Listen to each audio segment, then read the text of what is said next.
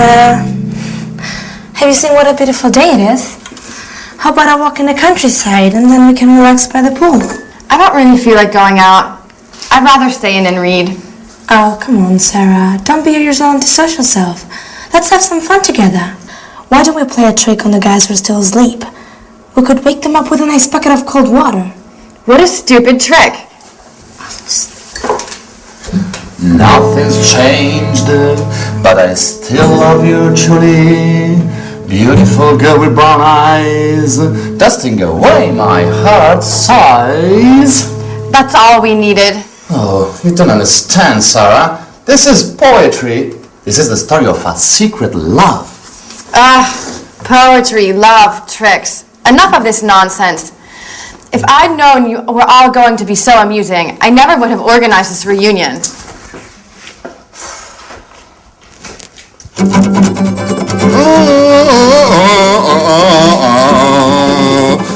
Beautiful girl with brown eyes, dusting away my heart aside. Oh no, Paolo! Look what a mess you've made! And by the way, you didn't clean the kitchen last night, did you? Come on, Michelle, give me a hand. No, I'm sorry. I can't touch that awful stuff.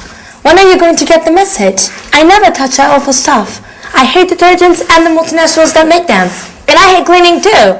Oh, come on, we're on holiday. What is this racket? And what is going on in here? Has World War III broken out? It's just started. Well, Soldier Sandra's launched her offensive, but the Paolo Michel squadron is responding well to the attack and will defend its position to the bitter end. Stop playing around. Roll your sleeves up. The sooner we start working, the sooner we'll finish and we'll be able to relax by the pool. Wait a minute, I was just thinking of going back to bed. If I'd known what was waiting for me, I would have slept until midday. Maybe we could ask Sarah to give us a hand. Well, you must be joking. She just asked not to be disturbed and giving her a bad mood over the last couple of days. Well, we could ask Mike, though. Oh, no. I just saw him a few minutes ago.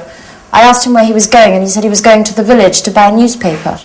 He asked me if he should do some shopping, but I told him we'd all go to the supermarket together later on. Fantastic. First cleaning up, then the shopping. Just the sort of holiday that I'm dreaming of. Well, it's only the four of us here. Let's share the jobs out. Just a minute. Just a minute. I've got an idea.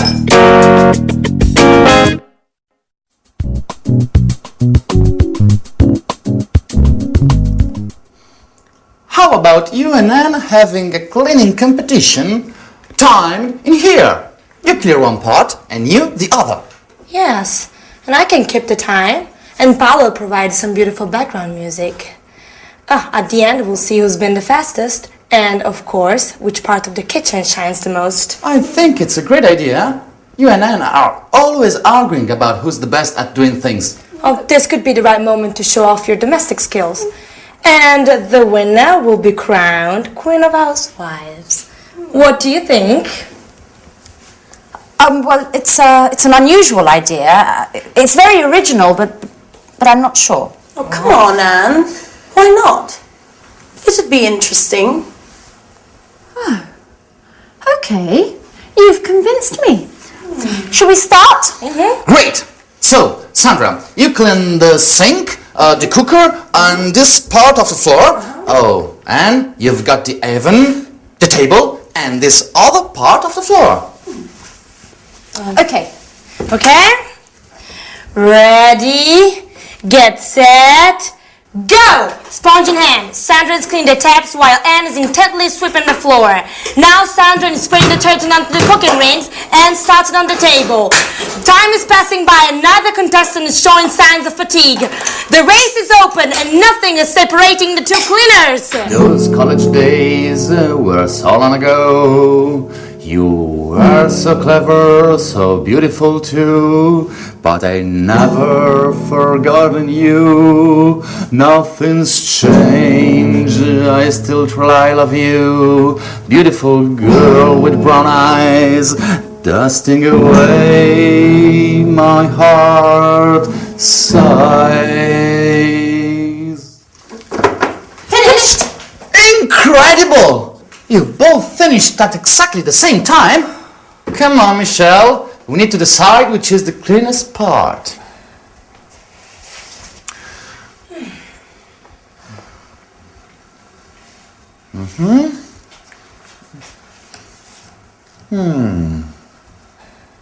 So, Who's won? Well, after considerable discussion, the jury declares that the winner is... come on, don't keep us in the dark. Who's won? Or you've both won. It's a dead heat. You've finished together and both parts of the kitchen are perfectly clean. Okay, well maybe it's better this way, Sandra. At least there'll be no arguing about who's better at cleaning. Yeah, you're right. Let's forget our rivalries, at least for today. Come on, let's shake on it. Okay. We're both champion cleaners.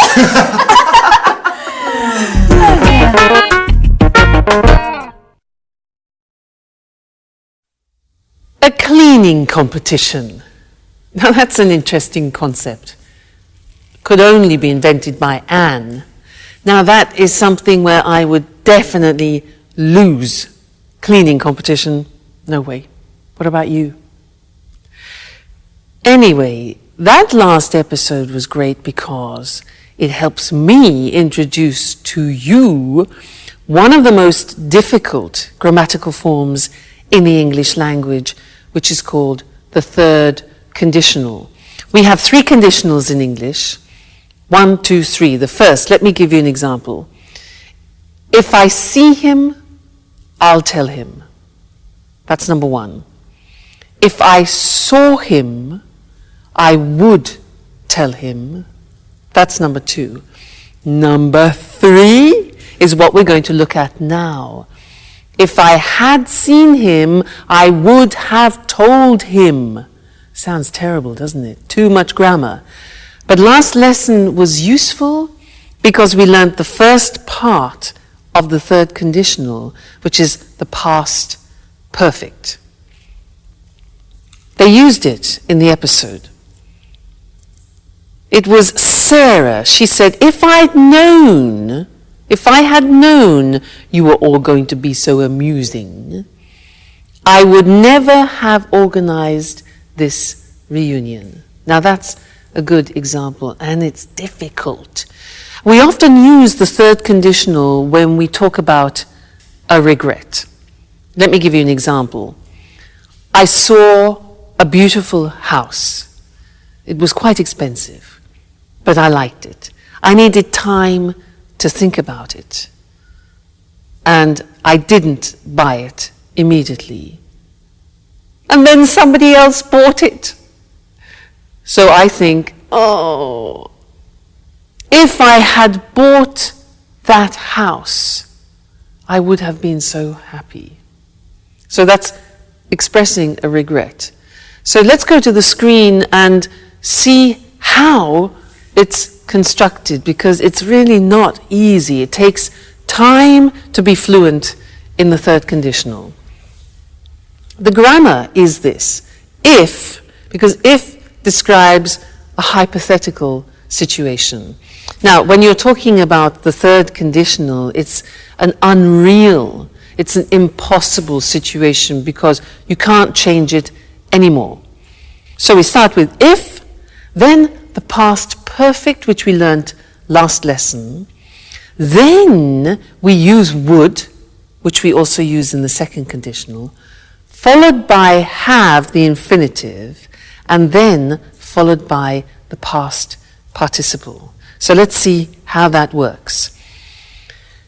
If I hadn't gone, past perfect, to the party, I would have gone to bed early. Okay, so I went to the party and I didn't go to bed early. So the consequence is, if I hadn't gone to the party, I would have gone to bed early.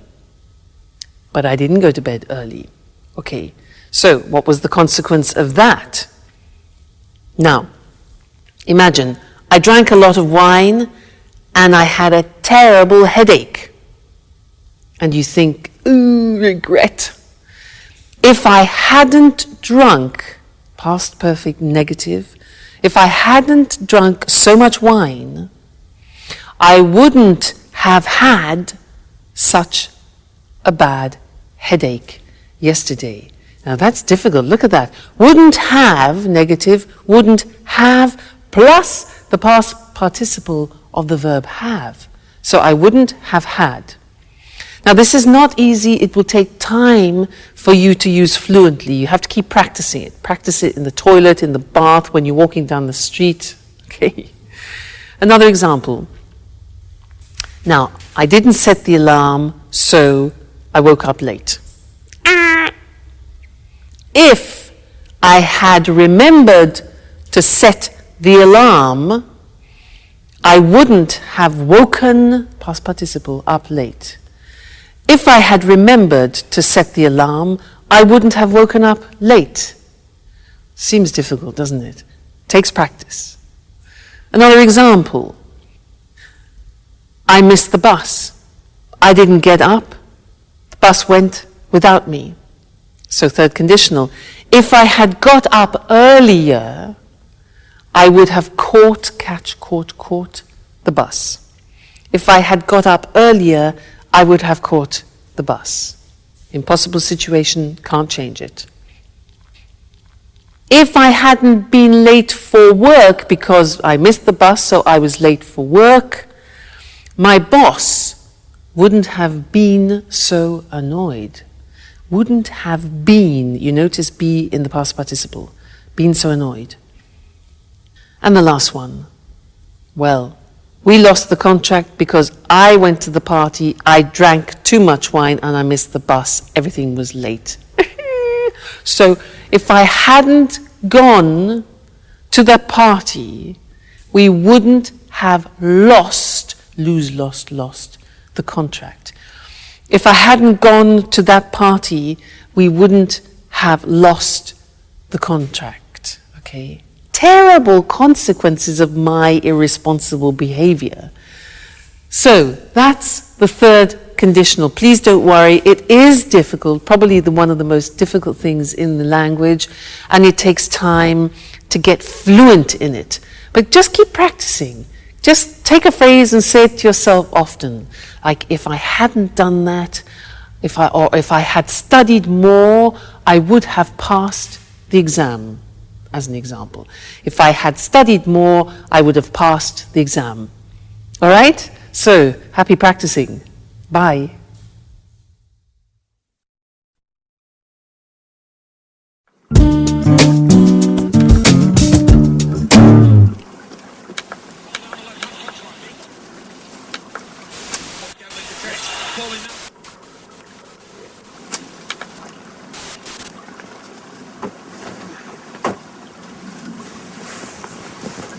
Hi, Sarah. Do you have a minute? I'd like to talk.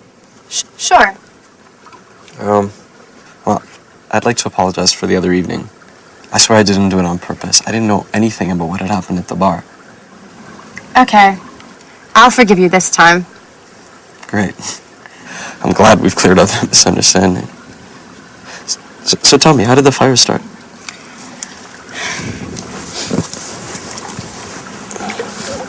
I don't really know. The lighting system had been checked 2 days earlier by the electrician, and the sprinkler system was working fine too. It had just been installed, but it didn't work. How's that possible? I don't really know. Someone must have thrown a cigarette on the curtains, which caught fire straight away. The whole pub burned down in a few hours. The fire brigade couldn't save the place. It all went up in flames. I wish I'd been more careful. I wished I'd checked everything more carefully. But it's not your fault, Sarah. How could you have prevented the fire? Come on, you've got to pull yourself out of this. You can't spend your whole life thinking about your problems. You used to be such a fun person. Life changes us, Mike. We've all changed since our university days. Sure. But I'd like to help you find your old enthusiasm again. Tell me, how can I possibly help? Well, I'm not sure. You're embarrassing me. You shouldn't feel embarrassed, not with me. We've always trusted each other, no? What time is it? 4:15. Oh no, the match, it's already started. You know, Mike, we were talking just then. Yeah, I know. We'll continue our conversation later. I've really got to watch the game now. It's a great match, Chelsea against Manchester United. You know that doesn't interest me in the slightest. You haven't changed, Mike. All you think about is football. Football's the only important thing in your life. You're exaggerating now, sir. And you don't understand anything. All you care about is football. Maybe if I wore a Manchester United shirt, you'd pay me more attention. What did you say?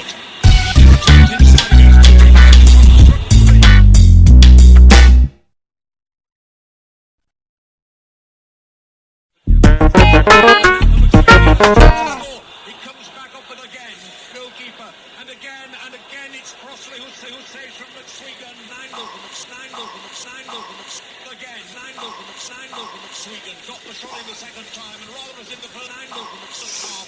Crossley having to be at his best in the early stages. I tell you, I love you, but I'm afraid of being wrong with you. Years ago, with brown eyes, dancing away, my heart aside. Oh no, Paolo, that's all I needed is you, with your stupid guitar. I've had enough.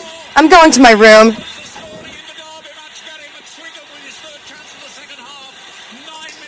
What's wrong with her? I don't think my song's that bad. What do you think, Mike? I'd like to tell you, I love you. Paolo, can I watch the game in peace and quiet? I love you. That's enough. I'm going to watch this somewhere else. I can't believe it. They are all mad here. I'd like to tell you, I love you, but I'm afraid of being wrong. Beautiful girl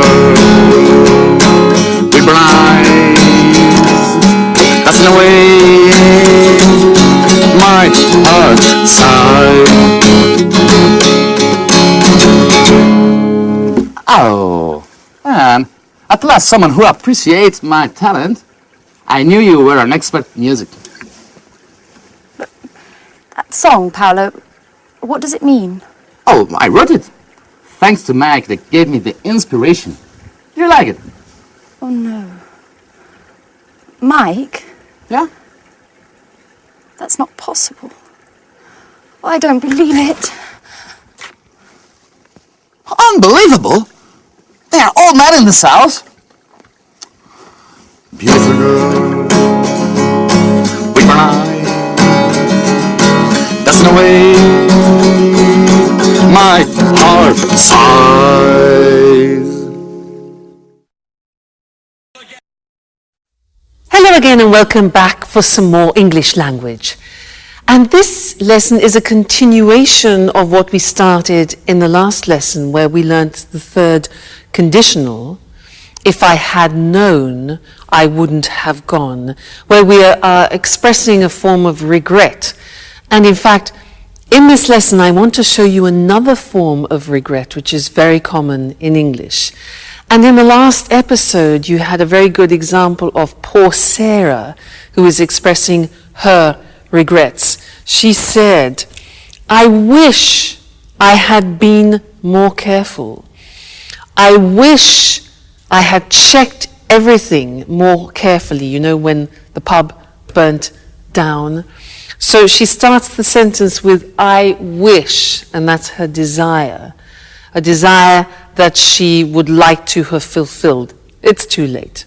So we use wish to express desires like that. Let me give you an example in the present tense. I can say, I'm fat. And I have a desire which is to become thinner. So I would say, I wish I were thinner. Let's look at the screen and I'll help you with this, because we can use wish in the present and also in the past, so the grammar form changes. Let's first look at how we use it in the present.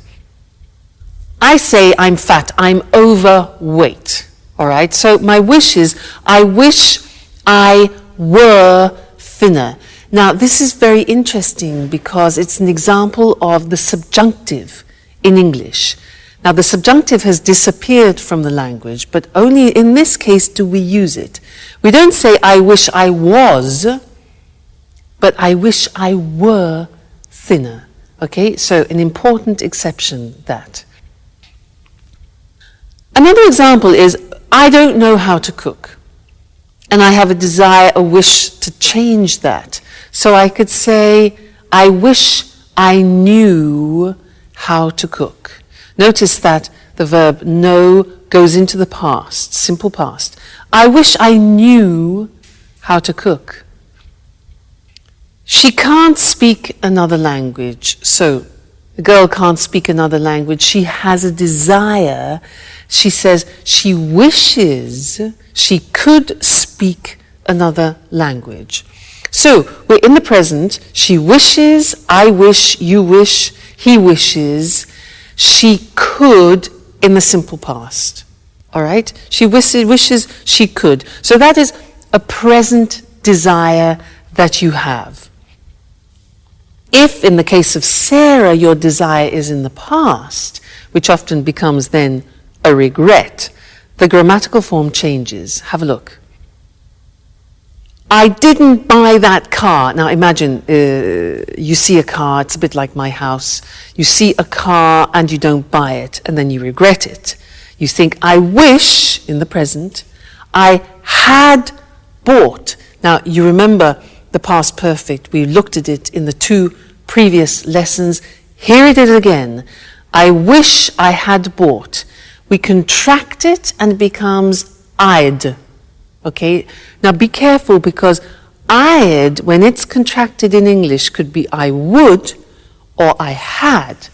Now, would never be followed by the past participle. So you can tell if it's had because the past participle follows.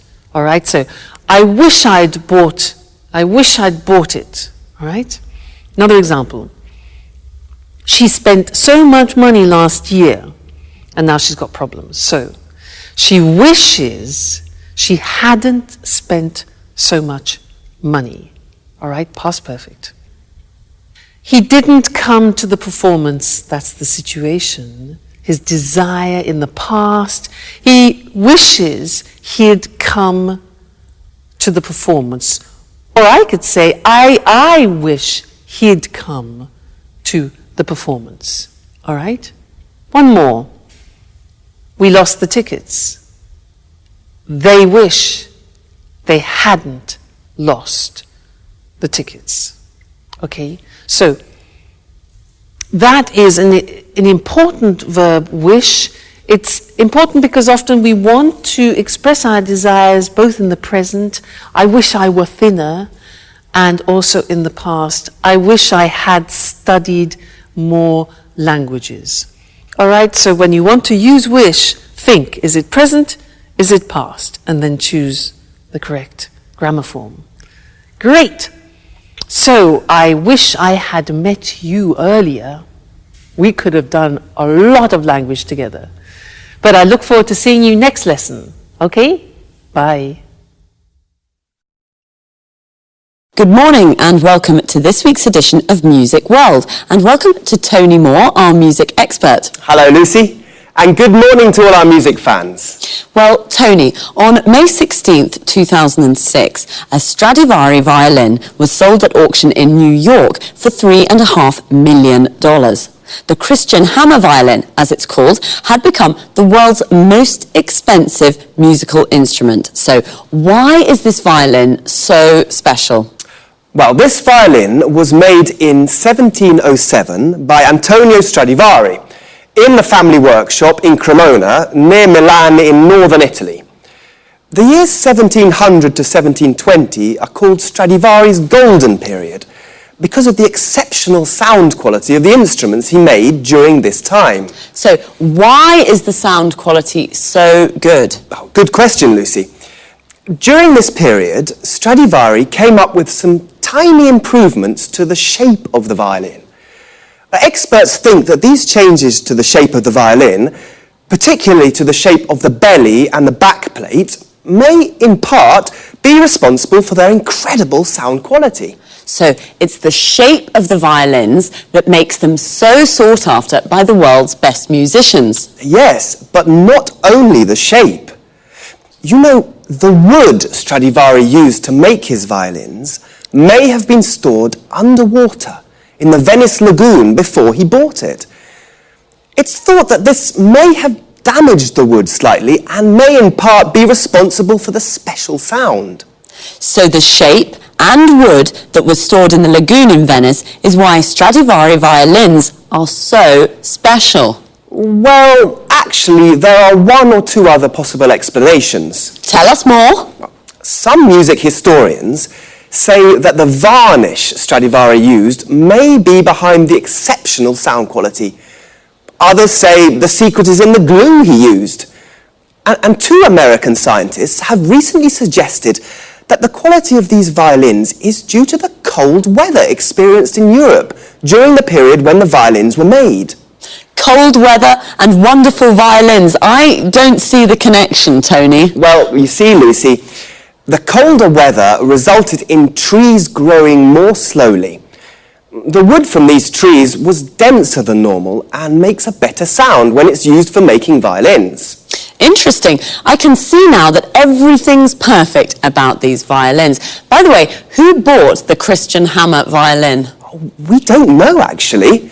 Well, the buyer remained anonymous. He or she is probably a private collector.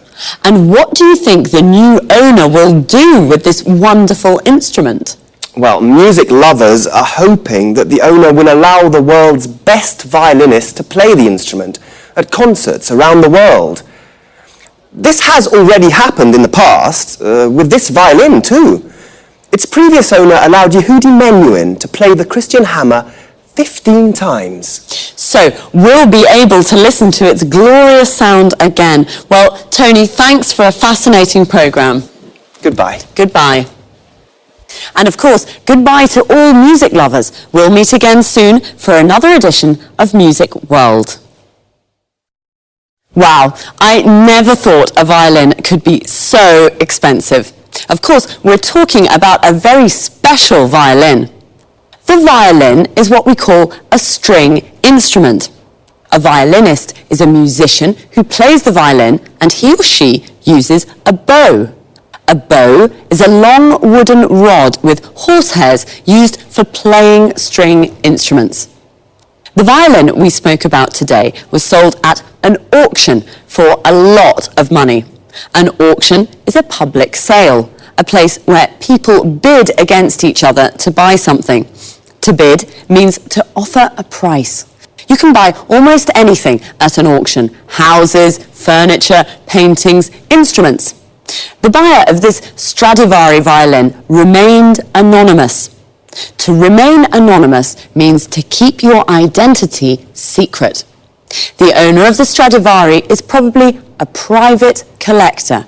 A private collector is a person who collects things for their own enjoyment. The Stradivari was made in a workshop. A workshop is a place where craftsmen make things. A craftsman is like an artisan. Well, as we heard, it's a violin with incredible sound quality. The quality of the sound is excellent. One reason could be its shape. The shape of something is its physical form. The belly of the violin is the part under the strings. We also have bellies. Your belly is this part of our body, and the back plate of the violin is the part at the back. Again, we also have backs. Your back is this part of your body. So, it's one of the most sought-after instruments in the world. If something is sought after, it means many people would like to have it. Well, I'd like to have the $3.5 million.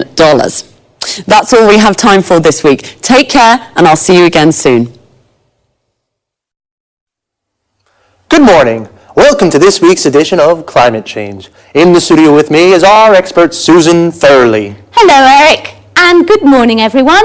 Well, Susan, let's talk about the weather in Scotland today. You know, I'm planning to visit the West Coast this summer, and I really don't know what kind of clothes to take with me. It's cold there, isn't it? Not really. Take your swimming costume, a beach towel, and some suntan cream. You're joking, aren't you? Not at all. The west coast of Scotland has beautiful islands and lochs and gardens full of tropical plants. Really? Yes, they're full of tropical plants. Tropical plants in Scotland. How is that possible? It's thanks to the Gulf Stream. You know, it's one of the world's most important ocean currents. It carries large amounts of warm seawater from the Caribbean Sea to the northwest of Europe. This warm water brings about an increase in the temperature here of about 9 degrees centigrade. Without it, the weather in Great Britain would be a lot colder. I thought it was cold. So the west coast of Scotland is a tropical paradise? That's fantastic. Well, let's not exaggerate. There are tropical plants, but it's not exactly like the Caribbean, though the winters are very mild here. At least they are for the moment. Since 1950, scientists have noticed that the flows of cold water in the North Atlantic that are associated with the Gulf Stream have decreased by 20%. We're not talking about the Gulf Stream here, but this change could slow down the Gulf Stream itself. And what's behind this change in the North Atlantic? Well, the water in the world's oceans and seas is constantly moving. The speed and direction of these movements of water are controlled by different factors, such as the shape of the ocean floor, the salinity of the water, and the Earth's rotation. Well, scientists have noticed that the ice sheets of the North Pole and Greenland are melting due to the greenhouse effect. This is reducing the salinity of the water in the North Atlantic and is reducing the flows of cold water that help the Gulf Stream bring warm water to Western Europe. So, are you saying that the seawater and the temperature in Great Britain could become colder? Yes. This has already happened in the past. Scientists have discovered that the Gulf Stream slowed down or maybe even stopped completely about 11,000 years ago. This brought about a fall in the temperatures in Northern Europe of 5 degrees. And could the same thing happen again now? Yes. Scientists fear that a knock-on effect of the salinity reduction may be the slowing down of the Gulf Stream again. And what would the effects of this be? The worst predictions suggest there could be a new ice age in Great Britain. Wow, that sounds frightening. Well, perhaps Great Britain will become a new center for the winter sports. Perhaps the Winter Olympic Games will take place in Scotland. We'll have to wait and see. Thanks to Susan Thurley. Goodbye, Eric. Goodbye, Susan. And goodbye, everyone. Well, apparently I should take my swimming costume and beach towel and some suntan cream to Scotland. A swimming costume is what we wear to go swimming. A towel is what we use to dry ourselves. And a beach towel is a big towel for the beach. Suntan cream, sometimes called suntan lotion, is the cream we use to protect ourselves from the sun. I thought Scotland was a cold country, but actually the winters are even very mild. Mild means not very cold. Susan explained that this is thanks to the Gulf Stream, which is an important ocean current. An ocean current is a movement of seawater. Seawater is a compound noun that means the water of the sea. The Gulf Stream brings warm seawater from the Caribbean, and this brings about an increase in temperature. To bring about is a phrasal verb. It means to make something happen. But The flows of cold water have decreased. When water moves, we say it flows. So a flow of cold water is the movement of cold water. The Gulf Stream could slow down. To slow down means to become slower. What is behind these changes? This means, what is the reason for these changes? Well, the ice sheets in the North Pole are melting. An ice sheet is a layer of ice, also a compound noun. When ice melts, it becomes water. This is a reducing the salinity of the water. The salinity is the amount of salt it contains. It is also reducing the flows of cold water that helps the Gulf Stream bring warm water to Europe. This could bring about a fall in temperature. A fall is a decrease. We call this is a knock-on effect. A knock-on effect is an effect of something happening. We've run out of time again, so I'll say goodbye and see you soon.